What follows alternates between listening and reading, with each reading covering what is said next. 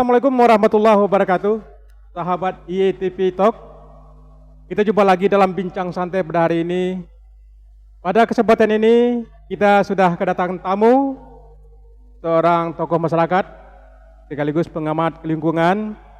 Kita perkenalkan Bapak Dr. Zahwil Huda. Selamat datang di studio kami, Pak. Assalamualaikum. Waalaikumsalam warahmatullahi wabarakatuh. Saya senang Pak di IETV hadir di sini. Terima kasih, Pak. Pada saat ini kita akan berbincang-bincang mengenai buaya mengganas di Lembah Melintang. Benar.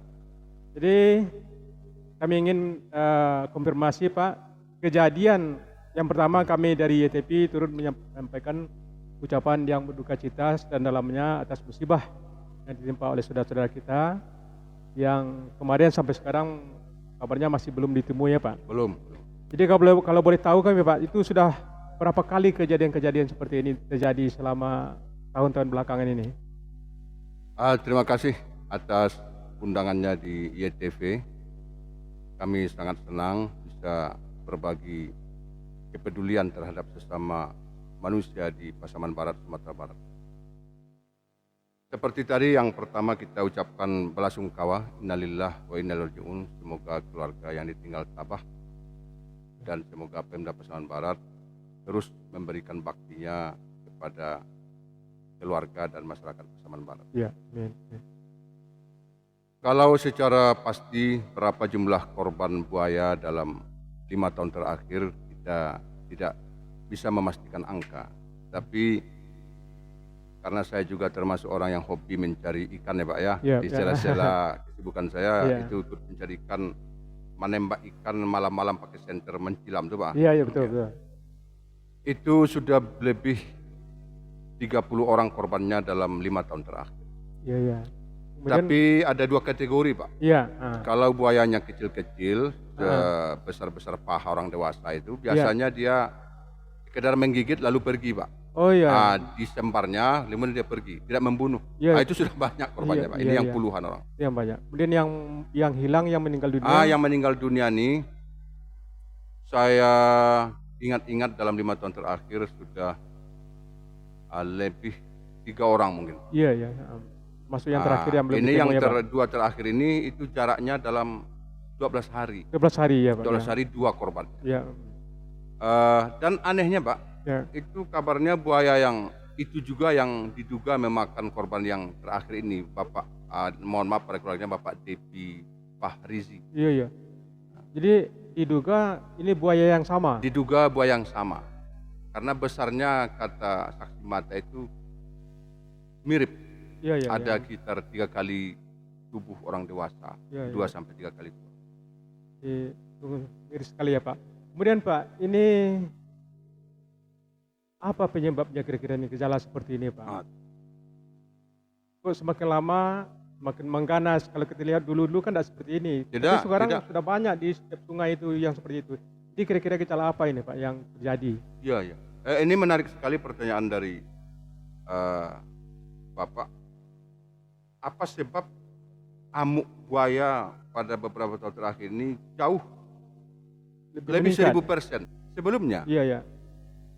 Padahal dulu katakan kawan saya yang mencari nafkah dengan mencari lokan, itu sering mereka berdekatan dengan buaya ketika mencilam.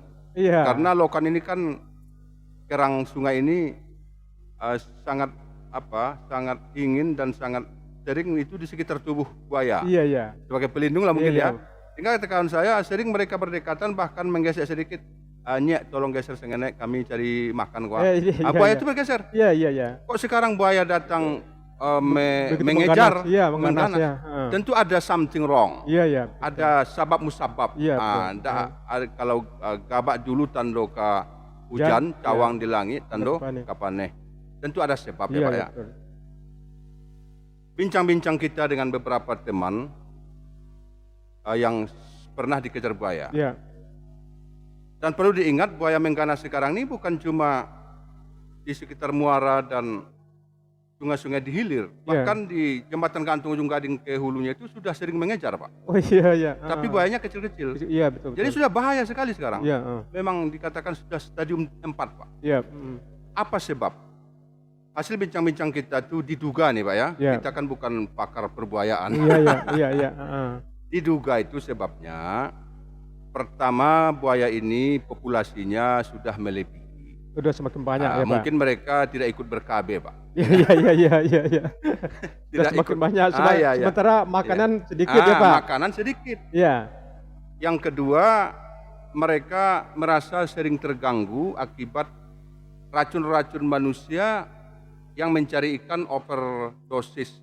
Misalnya diracun di hulu ini, terus ke hilir, tentu mata buaya ini kan Pak di luar, Pak ya. Betul. Mungkin dia sakit matonya Pak, padi-padi atau nyeri dia ya. Lalu dia mengamuk. Sayangnya buaya ini mengamuk bukan pada pelaku, karena mereka mungkin kurang mempelajari adat istiadat. Meskipun banyak mengatakan ini itu badek, tidak badek gini loh Pak, tidak badek kayak gini loh. Karena yang dibunuhnya itu bukanlah pelaku yang menyakiti dia. Betul. Bukan. Jadi bagaimana hubungannya dengan apa Pak? Dengan sekarang ini kan sungai itu semakin terkontaminasi oleh kontaminasi oleh racun-racun. Ini jarang mengungkap penyebab yang ketiga ini. Jadi kan pertama diduga populasinya meningkat, sehingga cara memberantasnya nanti ada. Yang kedua manusia yang meracun ikan, sehingga buaya merasa terganggu. Ini manusia ini mengacaukan kami, oke kami balik kacaukan gitu ya, dendam. Yang ketiga ini jarang diketahui orang. Buaya ini patut diduga merasa tersakiti dengan zat-zat kimia yang turun ke sungai melalui kebun-kebun yang ada di sekitar sungai. Dulu saya dan teman merasa kurang mengerti kenapa ada aturan AMDAL bagi PT-PT. Misalnya dari sungai ada 5 kilo atau 2 kilo dari pinggir sungai. Itu harus tidak boleh. Tidak boleh. Sekarang kita baru mengerti Pak. Itu ratusan ribu hektar PT yang ada mulai dari daerah Muara Kiawe sampai ke Air Bangis sampai ke Rana Batahan. Itu semua zat-zat kimia dari racun-racun mereka itu dan limbah-limbah mereka ini pasti mengalir ke sungai terdekat. Sungai terdekat nanti muaranya itu ya ke Muara Sikabau itu Pak. Semuanya bermuara ke Muara Air Bangis atau Sikabau. Maka semua akumulasi zat kimia dari racun-racun kebun-kebun rakyat dan PT ini pasti menumpuk di muara. Di muara, betul. Jadi kita harus salahkan PT Pak. Harus salahkan kebun-kebun rakyat yang menggunakan zat kimia di pinggir sungai.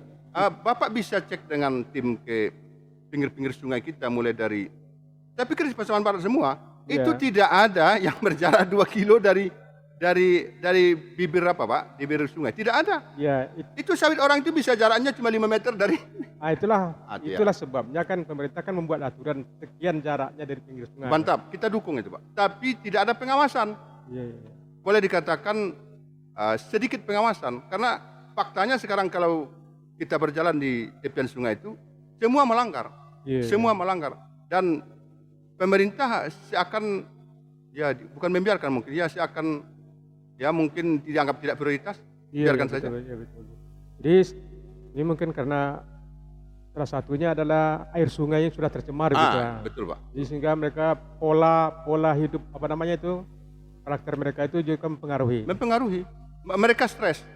Stres menyebabkan tindakan mereka itu tidak lagi beradab, tidak badai lah. Mungkin karena orang merasa disakiti, dizolimi, mereka ketika emosi lalu pokoknya siapa dapat hantam. Kalau kita ingin sebenarnya kan yang mereka hantam itu ya orang-orang bersalah itu. Tapi itulah buaya ini tidak pernah belajar dia kan. Nah sekarang untuk menangani ini Pak, kan sudah ada tim-tim yang menangani ini. Jadi kira-kira menurut pendapat Bapak, ini penanganan ini apakah sudah tepat atau masih apa yang perlu kita perbaiki? Ini memang ini yang penting. Sebelum bertambah korban, kita segera harus mencari solusi praktis. Tidak seminar-seminar, tidak ada artinya seminar-seminar itu. Solusi cepat. Kita langsung cepat tanggap, CT. Aksi ya Pak, aksi cepat tanggap. Pertama, Bupati menghimbau masyarakat yang di daerah sungai jangan dekat-dekat ke sungai. Saya pikir ini bagus, sebagai pemimpin tentu demikian. Tapi tidak cukup. Jangan lupa bagaimana masyarakat menghindari sungai kalau mencari nafkahnya di sungai. Kehidupannya di situ di ya. Sungai. Itu sama dengan menyuruh mati. Kamu tak usah makan. Mampu tidak Pemda membiayai hidup mereka, biaya hidupnya sehingga mereka tidak perlu ke sungai? Itu teman-teman kita saja Pak, yang kerjanya mencari ikan malam itu. Itu tidak 20-30 orang Pak. Ratusan orang. Kita kan sering mencari ikan sampai jam 3 malam. Kalau kita hobi, kalau teman-teman ini Pak mencari sesuap nasi untuk anak istri. Ini yang korban terakhir ini Pak, almarhum Bapak Depi Fahrizi ini. Itu Pak, kalau saya mengingatnya Pak, saya menangis Pak. Istrinya baru melahirkan. Dia mencari nafkah harus seberangi ini penyeberangan. Jadi sudah 3 orang di depan, dia di belakang. Disampar Pak. Anak yatimnya 3 sekarang. Siapa yang menghidup? Jadi kalau korban yang 12 hari kemarin misalnya, setelah itu Pemda bertindak memberantas populasi yang overpopulasi ini Pak, buaya ini, diburu Pak, dibunuh. Lebih penting nyawa seorang manusia daripada 1.000.000 buaya. Jangankan 1.000 buaya Pak. Kalau mereka tidak mengganggu tidak masalah. Ini sudah mengganggu. Diduga seperti kata Bapak tadi, over, terlalu banyak populasinya. Harus diburu Pak, harus diburu. Tim pemburu harus turun. Jangan ada mengatakan ini satwa langka, ini satwa yang dilindungi, ini hak asasi hewan. Lebih penting hak asasi manusia Pak, nyawa manusia. Anak yatim yang 3 dan seorang istri yang baru melahirkan ini kita apain Pak? Kita lebih sayang sama buaya. Anehnya Pak ya, ini buaya yang menangkap kemarin ini, saksi mata melihat. Itu sudah ada bapak-bapak memegang dodos mau menombaknya dari atas sungai karena dia membawa ke pinggir sungai. Korban ini. Ada yang melarang. Oh jangan, itu dilindungi. Ini aneh Pak logikanya. Logika falasi namanya, logika sesat. Mestinya itu dibunuh buaya sehingga dapat yang di mulutnya itu apa nih, korban ini. Tapi ada yang melarang. Siapa yang melarang ini kita sembunyikan Pak. Kita sembunyikan, tidak kita sebut. Demi kode etik apa berpodcastan ya Pak ya. Yang pertama harus tindakan cepat ya. Jadi kalau kita lihat kan selama ini kan tindakan kan kuratif yang kuratif Pak. Ya preventif tidak ada ya Pak ya. Artinya cuma mencari korban. Yang kemarin itu cuma ketemu maaf kakinya doang, belum ketemu utuh. Lalu berhenti pencarian, ada korban lagi. Ini nanti juga saya hanya mencari doang, tidak ada pemburuan. Jadi buaya yang telah kata pawang buaya yang tidak mau disebut identitasnya, buaya yang telah memakan manusia itu akan ketagihan Pak, seperti narkoba. Manusia ini seperti narkoba. Dia kecanduan karena daging manusia itu lebih enak ya. Bagi mereka diduga lebih enak Pak. Dan lebih mudah, tidak ada pertarungan dengan manusia. Kalau dia nanti menyambar babi misalnya di pinggir sungai, itu masih ada pertarungan Pak. Manusia ini kita mau lawan apa di air dengan dia? Kita tak punya taring, babi masih punya taring Pak. Jadi namun beberapa usaha yang sudah dilaksanakan oleh Pemda dengan dinasnya ya, kita hargai. Tapi kita yang apresiasi. penting tindakan preventif juga mesti harus kita pikirkan. Kemudian dengan korban-korban nasi korban ini kita berharap juga pada pemerintah kita selain imbauan adalah apa namanya? Jika buaya yang melewati jumlah ini diburu ya Pak ya, diberantas, dibunuh lah gitu. Kalau tentang masyarakat yang hobinya meracun ikan ini dibuat perbub. Regulasinya ada dikasih sanksi pada orang yang meracun. Karena kalau ikan diracun habis ikan, apalagi makanan buaya, tentu dimakannya manusia. Yang ketiga PT-PT dan sawit-sawit rakyat yang terlalu dekat melanggar AMDAL ini segera ditertibkan. Kalau di situ sudah ditanami sawit, ditebang, dipaksa PT dan masyarakat yang punya itu memotong pohon-pohon ini. Jika tidak, Pemda yang memotong. Bagaimana dengan pabrik-pabrik? Pabrik yang membuang limbah itu ditindak tegas. Berani tidak Pemda menutup pabrik jika melanggar? Ini pertaruhannya Pemda. Makanya sekarang orang banyak menyalahkan Pemda. Karena masa sudah mati 10 hari kemarin, 11 hari kemarin, ini mati lagi. Kalau diburu saya pikir tidak akan terjadi. Kalau kita kaji sebab akibat. Jangan ketakdir dulu ya Pak ya. Kalau ketakdir nanti semuanya tentu tertulis di Lauh Mahfuz Pak. Oke. Terima kasih Pak. Mudah-mudahan ini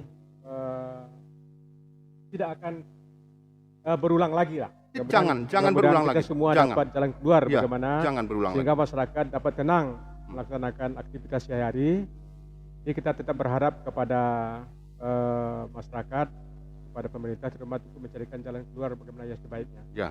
Oke, terima kasih Pak atas Sama-sama, kehadiran di studio kami. Ya. Kita doakan korban semoga diterima Allah, menjadi Amin. syahid akhirat dan keluarga tabah. Amin. Oke Pak, Assalamualaikum Pak. Waalaikumsalam. Terima kasih. Demikian sahabat semua bincang-bincang santai kita pada hari ini. Apa yang kita perbincangkan sama-sama kita pikirkan untuk apa tindakan yang akan kita buat di masa yang akan datang.